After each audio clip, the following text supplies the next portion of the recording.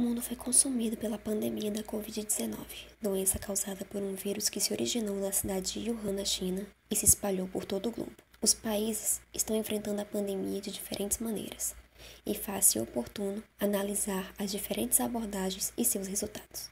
Dois bons exemplos para comparação são Suécia e Noruega, países vizinhos, muito parecidos, historicamente ligados e que escolheram métodos bastante diferentes para combater a doença. As atuações dos dois países foram bem marcadas por serem quase opostas.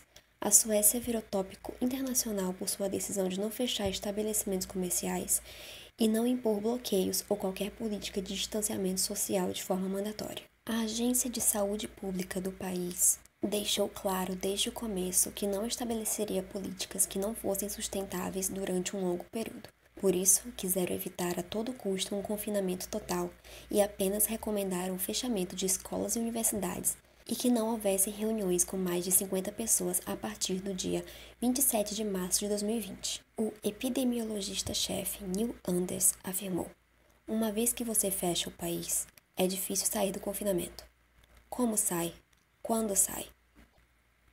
O pensamento foi baseado na imunidade de rebanho, método em que se deixa a população se infectar e desenvolver para a doença após cura tornar-se imune a ela. Assim, quando parcela suficiente adquire imunidade, a transmissão torna-se insustentável e a doença sumirá naturalmente. Com os resultados dessa política, o biólogo e doutor microbiólogo Attila Yamarino disse em estudo de caso sobre a Suécia no podcast Xadrez Verbal.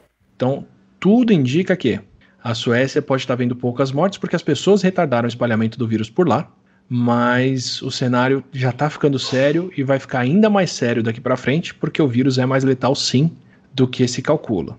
Então, assim, a Suécia apostou na imunidade de rebanho, foi contra o consenso científico, já está passando a essa altura os números que eles próprios projetavam como os piores números que eles poderiam ter.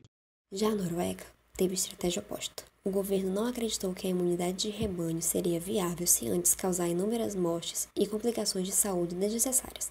Assim, decretou o lockdown logo cedo, menos de um mês depois dos primeiros casos reportados no seu território. Para analisar a resposta de ambos os países, utilizamos os números de casos acumulados entre 30 de janeiro de 2020, quando foi reportado o primeiro caso na Suécia, e 18 de junho do mesmo ano. O gráfico a seguir ilustra a evolução da doença em cada país.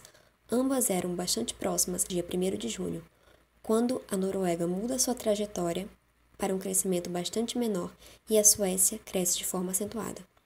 Acreditamos que isso se dá em virtude da decretação do lockdown no dia 12 de março, com o fechamento de escolas, bares, restaurantes e demais lugares que favoreçam aglomerações. O espaço entra a vigor da medida e o deslocamento dos números aproxima-se do tempo de incubação do vírus, de 14 dias, mas o tempo para os testes serem realizados e os resultados serem reportados e incluídos no relatório da OMS. Em ambos os casos, as curvas da Suécia continuam em trajetória crescente, enquanto os números de casos e mortes na Noruega encontram-se estáveis. Assim, pode-se concluir que as medidas foram essenciais para conter o avanço da doença e impedir um número maior de mortes. Ao contrário da Suécia, que inicialmente estava em situação semelhante à dos seus vizinhos, mas, ao não adotar medidas restritivas, sofreu com uma explosão de casos. Por fim, o próprio chefe da Agência de Segurança sueca admitiu o erro.